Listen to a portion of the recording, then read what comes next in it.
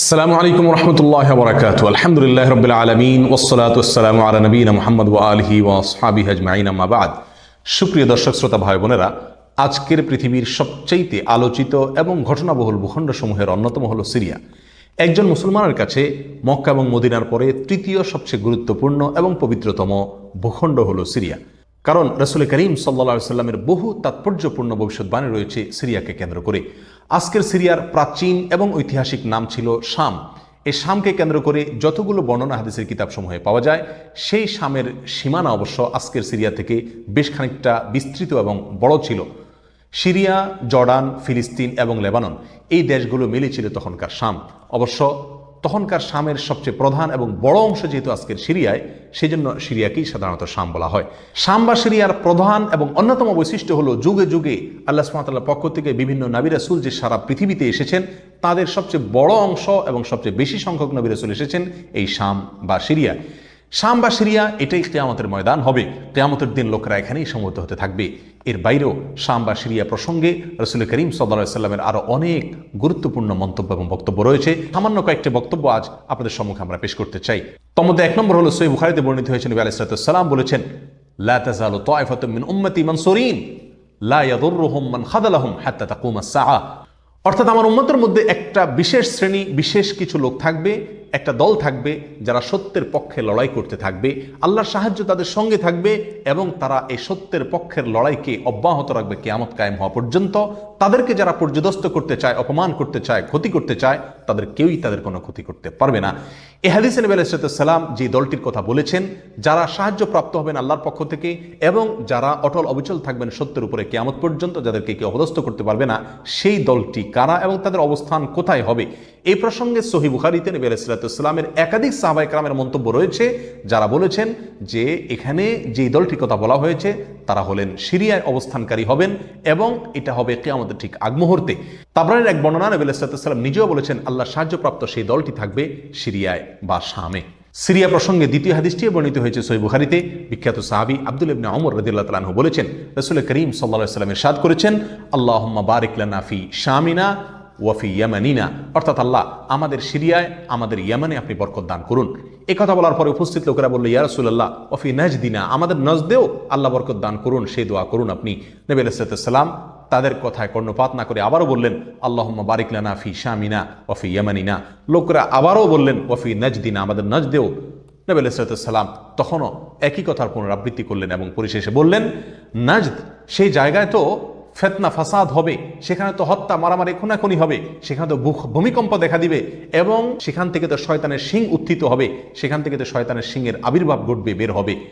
এখানে নাজদ বলতে কোন এলাকাকে বোঝানো হয়েছে, এই প্রসঙ্গে মুহাদ্দিসিনে কেরামের বেশিরভাগের মন্তব্য হলো নাজদ বলতে ইরাককে বোঝানো হয়েছে।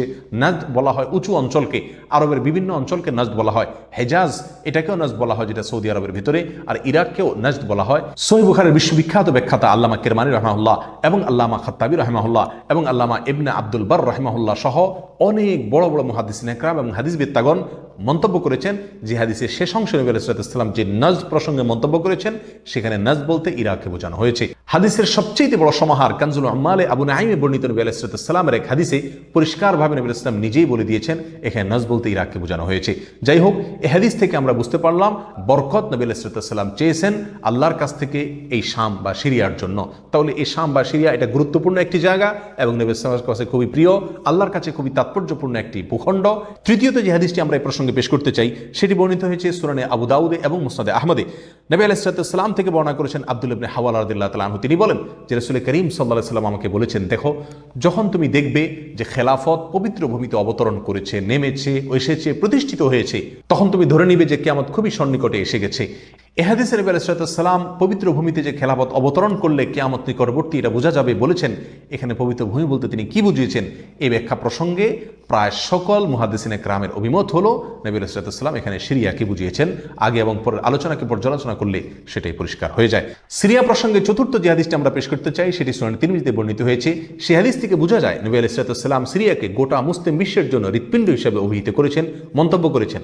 তিনি বলেছেন, সিরিয়ার লোকেরা যখন খারাপ হয়ে যাবে, মন্দ এবং খারাপ দিক যখন সিরিয়ার লোকদেরকে গ্রাস করবে, ছেয়ে যাবে, তখন তোমরা ধরে নিবে পৃথিবীর কোনো জায়গায় আর কোনো ভূখণ্ডে মুসলমানদের মধ্যে আর কোনো কল্যাণ অবশিষ্ট নেই।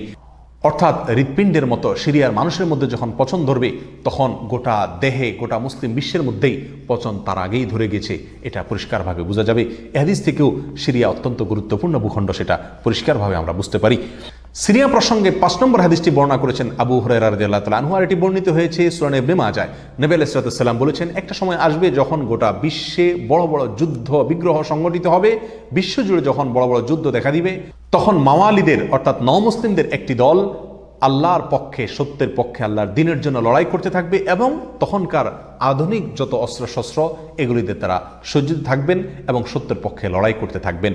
তাহলে চরম সংকটময় পরিস্থিতিতে আল্লাহ সুবহানাহু ওয়া তাআলার একটা বিশেষ সাহায্য এবং অনুগ্রহ আমরা দেখতে পাচ্ছি, আর সেটা অবতীর্ণ হবে, সেটা নাজিল হবে এই সিরিয়ার দামেস্ক নামক শহরে।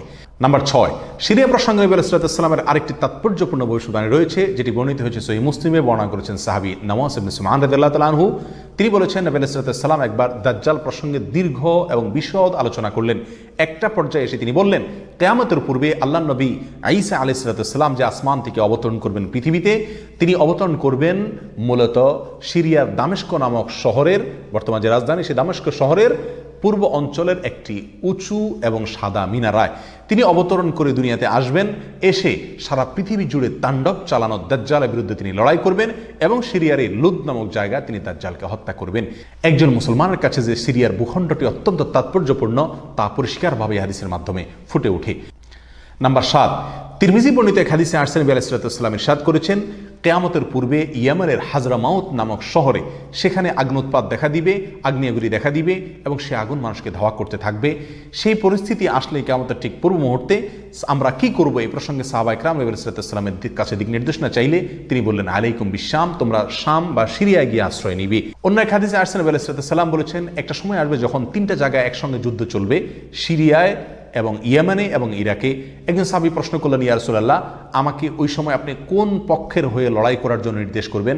নবী আলাইহিস সালাম বলেছেন, তুমি শামের হয়ে অর্থাৎ সিরিয়ার হয়ে তুমি লড়াই করবে, আর যদি সিরিয়া হয়ে লড়াই করার সামর্থ্য তোমার না থাকে তাহলে ইয়েমেনের পক্ষ তুমি অবলম্বন করবে। এই হাদিস একেবারে পরিষ্কারভাবে সিরিয়ার গুরুত্ব এবং তাৎপর্য আমাদের কাছে ফুটিয়ে তুলছে। নাম্বার 8, মুসনাদ আহমদ সহ বহু হাদিসের কিতাবে বর্ণিত হয়েছে, কিয়ামতের পূর্বে যে আগ্নেয়গিরি দেখা যাবে, যে আগ্নোৎপাত দেখা দিবে, সে আগুন মানুষকে ধাওয়া করতে থাকবে এবং সারা পৃথিবীর মানুষকে ধাওয়া করতে করতে করতে একটা জায়গায় একত্রিত করবে, আর সেটি হলো সিরিয়া। নবী আলাইহিস সালামের ভাষায় আরদুল মাহশারি ওয়াল মানশার, অর্থাৎ সিরিয়াই হবে কিয়ামতের ময়দান। কিয়ামতের সময় সারা পৃথিবী থেকে মানুষ সমবেত হয়ে এই সিরিয়াতেই একত্রিত হতে থাকবে। নাম্বার 9, নবী আলাইহিস সালাম আরেক হাদিসে বলেছেন, মালায়েকাতুল্লাহি বাসিতু আজনিহাতাহুম আলা শাম, আল্লাহর ফেরেশতাগণ সিরিয়ার উপরে তাদের ডানাকে ছেয়ে আছেন অথবা ছেয়ে থাকবেন। এই হাদিস থেকেও শাম বা সিরিয়ার গুরুত্ব একেবারে পরিষ্কারভাবে ফুটে ওঠে। নাম্বার 10, এক হাদিসে আসছেন, নবী আলাইহিস সালাম তার এক স্বপ্নের বিবরণ দিতে গিয়ে বলছেন যে, আমি একবার শুয়েছিলাম, দেখলাম আমার মাথার নিচ থেকে আল্লাহর কিতাবকে ছিনিয়ে নিয়ে যাওয়া হলো এবং সেটাকে যখন নিয়ে যাওয়া হচ্ছে আমি তাকিয়ে থাকলাম কোথায় নিয়ে যাওয়া হচ্ছে। দেখলাম যে একটা আলোক রশ্মি চলে যাচ্ছে এবং যেতে যেতে সিরিয়ার ভূমি পর্যন্ত সেটা চলে গেল এবং সেখানে গিয়ে অবতরণ করলো। এরপর নবী আলাইহিস সালাম বললেন, আলা ইন্নাল ঈমানা ইযা ওয়াকাআতিল ফিতানু বিশাম, অর্থাৎ যখন সারা পৃথিবীতে ফিতনা ফাসাদ ছেয়ে যাবে তখন ঈমানের ঠিকানা হবে সিরিয়ায়, আর ঈমানদারদের আশ্রয়স্থল হবে, শেষ ভরসা হবে সিরিয়া। সম্মানিত ভাই বন্ধুগণ, এই হাদিসগুলো থেকে পরিষ্কারভাবে ফুটে উঠলো যে মক্কা মদিনার চাইতেও ঘটনা বহুল হবে কিয়ামতের পূর্ব মুহূর্তে শাম বা সিরিয়া নামক ভূখণ্ড। আর সেই শাম এবং সিরিয়াতে আজকে জুলুমের স্টিম রোলার চলছে। সারা পৃথিবীর সবচাইতে বড় কসাইখানায় পরিণত হয়েছে শাম বা সিরিয়া। এখানকার নিরীহ নারী, পুরুষ, শিশু, সাধারণ মানুষ আজ তাদের রক্ত সম্পূর্ণ হালাল মনে করা হচ্ছে। ত্রিমুখী বা চতুর্মুখী লড়াইয়ে আজ সেখানকার মানুষ বলির পাঁঠা হয়ে গেছে। সারা পৃথিবীর সবচেয়ে বড় কসাইখানায় পরিণত হয়েছে। সেখানকার নারী, পুরুষ, সাধারণ মানুষ সকলের আর্তনাদে আকাশ বাতাস ভারী হয়ে উঠছে। জালেম অত্যাচারীদের জুলুমে সেখানে রক্তের গঙ্গা, রক্তের বন্যা আজকে বয়ে চলেছে। আল্লাহ সুবহানাহু ওয়া তাআলা আমাদেরকে ক্ষমা করুন। আমাদের অক্ষমতা, আমাদের অপারগতা, আমাদের অলসতা, আমাদের উদাসীনতা, আমাদের দায়িত্বহীনতা এর জন্য না যেন আল্লাহর গজব আমাদের উপরে, আল্লাহর আযাব না যেন আমাদের উপরে নাজিল হয়। আজ সারা বিশ্ব বিবেক নীরব হয়ে আছে। মুসলিম বিশ্ব পর্যন্ত নীরব দর্শকের ভূমিকা পালন করছে। আপনার আমার মতো সাধারণ মানুষ আজকের বিশ্ব ব্যবস্থা আমাদের হাত পাকে একরকম বেঁধে রেখেছে। আমরা তাদের পাশেও দাঁড়াতে পারছি না। অতএব কমপক্ষে আল্লাহর কাছে দোয়া করি, আল্লাহ আমাদের অক্ষমতাকে ক্ষমা করুন, আল্লাহ তাদের সাহায্য করুন, তাদের সহযোগিতা করুন। জালেমদের কালো হাতগুলোকে আল্লাহ সুবহানাহু ওয়া তাআলা ভেঙে চুরে চুরমার করে দিন। প্রিয় বন্ধুগণ, নিরাশ হওয়ার কোনো কারণ নেই। সিরিয়ার মানুষদের দিয়ে আল্লাহ সুবহানাহু ওয়া তাআলা অনেক বড় খেদমত নেবেন। হয়তো তাদের পরীক্ষা চলছে, আল্লাহর সাহায্য ইনশাআল্লাহ অচিরেই আসবে। আল্লাহর সাহায্য তাদের সঙ্গে আসুক এবং সকল প্রকার জালিমদেরকে আল্লাহ সুবহানাহু ওয়া তাআলা ধ্বংস করুন, সেই দোয়া আল্লাহ সুবহানাহু ওয়া তাআলার কাছে আমরা রাখি। ওয়া আখিরু দাওয়ানা আলহামদুলিল্লাহি রাব্বিল আলামিন। আসসালামু আলাইকুম ওয়া রাহমাতুল্লাহি ওয়া বারাকাতুহু।